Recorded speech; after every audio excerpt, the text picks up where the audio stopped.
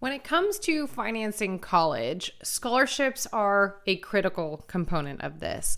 Now, the thing is, many families may feel like they will not qualify for need-based aid, or they know for a fact that they won't get any kind of need-based aid. While many scholarship sources are need-based, there are plenty out there that are not. So if your family has a moderate income level or high income level and you're trying to find ways to pay for college, stick with me because this video is for you. There are lots of different options out there. So I am going to cover what you need to understand and what kind of opportunities there are for families who want to focus on non-financial need-based money. Now make sure you hit subscribe because every week we have a new strategy for your family to work towards that debt-free degree. Hey there, my name is Jocelyn Pearson, founder of the Scholarship System and Debt-Free Degree Lab, where we redefine paying for college to help families build strong financial futures rather than ones where their student is paying on student loan debt for decades to come. Now, scholarships are our bread and butter, need-based and not. In fact, our families have secured over $13 million to date and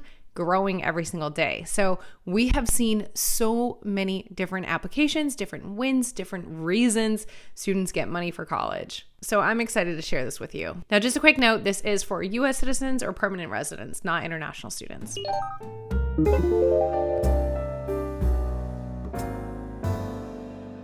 So first, let's talk about what non-need-based scholarships are. So there are multiple different categories. The first and most common one you'll hear about are merit-based scholarships. So this is awarded based on performance, whether it's academic, GPA, standardized test scores, class rank. They often require a high level of academic achievement and some kind of commitment to their education. One thing I want to note here, though, is this does not necessarily require a 4.0 in order for students to get merit money.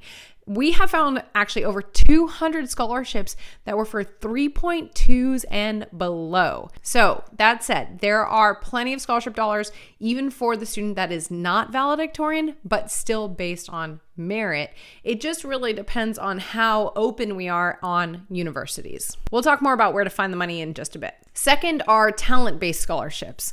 So this might be for music, art, athletics, other specific talents that your student may have. It might require portfolios, performances, maybe recruitment, or competitions. Now, one thing I want to know is athletic scholarships, less than 2% of athletes get free rides. So this is actually one of the most challenging ways to get a free ride. So I really suggest focusing on a lot of different types of monies, not just athletic scholarships, for example, but still this is a way to get money that doesn't necessarily have to do with financial need. That said, the ones as far as arts or performance, music, portfolios, these could even be private scholarships. They're not always necessarily through the university, though that is a huge chunk of it. The next one are leadership scholarships.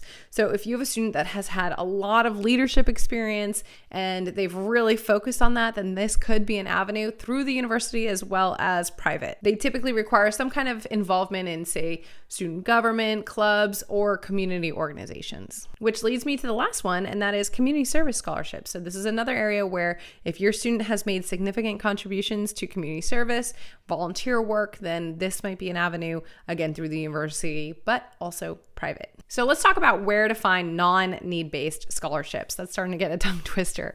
So first and foremost, I do have a free webinar where I show you exact ways to use Google to search for scholarships, as well as other search engines and avenues to find scholarships. So you can check that out, thescholarshipsystem.com/free training, or you can click on this video. You'll also find the link in the description below so you can check it out after this video. That free training will help you find legitimate scholarships that have less competition. I recommend attending it with your student. That is number one. Next are, of course, college and university scholarships. This will be the first line of defense. If we can find a university that's offering our student money to go there, it could knock off tens of thousands of dollars off the bill. So again, this is where we want to cast the net wide, consider good financial fit schools.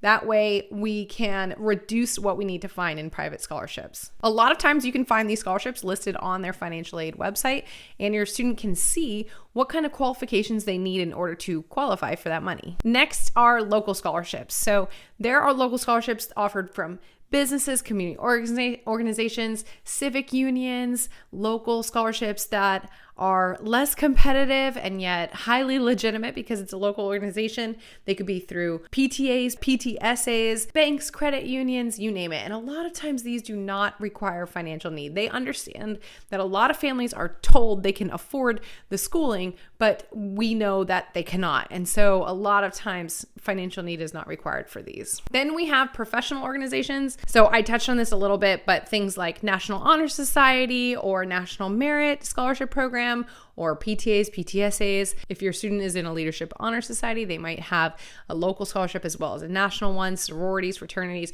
but overall organizations often have money available to their members. And lastly, and this one is usually other people's first, but it's my last, and that is online scholarship databases.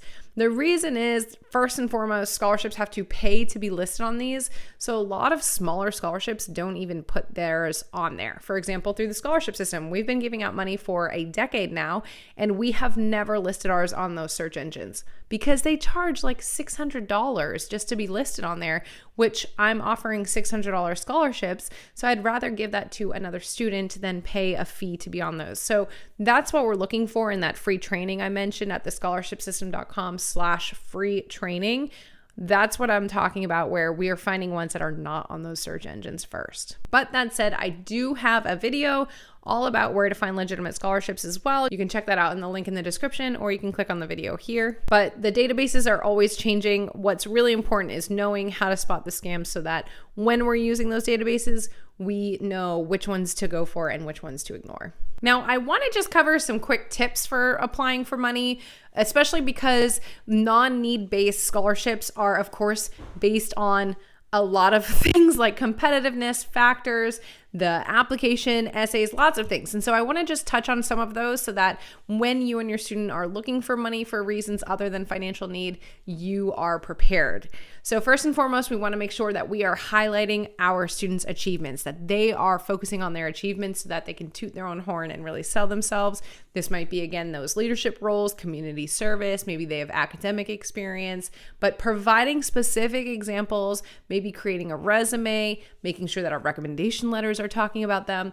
We want evidence all over the place of their accomplishments, which secondly are strong letters of recommendation. So this will be very helpful for students that are competing for money, teachers, mentors, community leaders, if they have an advisor through a club that they're involved in. Overall, we want to make sure that they are highlighting our students' experience in the letter. A great way to do this is to actually give them a resume before they write it. Next is working on that personal statement. So this is something that when your student really nails it, we can reuse it over and over. So it is worth putting the time up front and the effort that it requires in order to just really perfect that essay. We want them to focus on a story, make it personal, memorable, but also focus on their strengths, their goals, and their aspirations and how the scholarship will help them get there. Now, if we are going for talent-based ones, then students should be creating a portfolio of some sort, whatever makes sense based on their expertise. So we have in Debt Free Degree Lab, our sister program, we have an entire interview with someone who was an NCAA coach. He talks about how early students need to be recording themselves, gathering materials, also any kind of musical talent, portfolios, anything like that. We need to be documenting and putting aside so that later down the road, we're not thinking, what did our student do?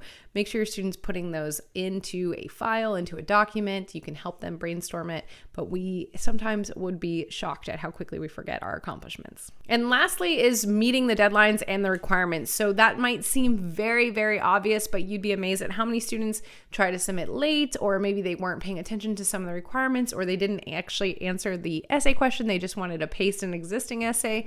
So those little things matter, especially when we are competing for merit-based scholarships that are not need-based. So comment below, are you a moderate or high income family? And if so, have you had a hard time finding scholarships? Let me know in the comments. I would love to help you guys out. If you want to share some things that your students involved in, we can give you some ideas. All right, so that said, non-need-based money, it is out there, it is available. We have plenty of families that were moderate income that FAFSA told them, oh, you're not going to get anything, and yet their student did. So please don't assume, oh, we make too much, this is not worth our time, because that is not true. All right. Make sure you check out that free training. I cover more in that. Again, it's the scholarshipsystem.com/free training. You'll find all the links to the stuff I mentioned in the description, and hit subscribe because we have lots of different strategies, even beyond scholarships, that we cover in this channel. All right. I'll see you in the next video.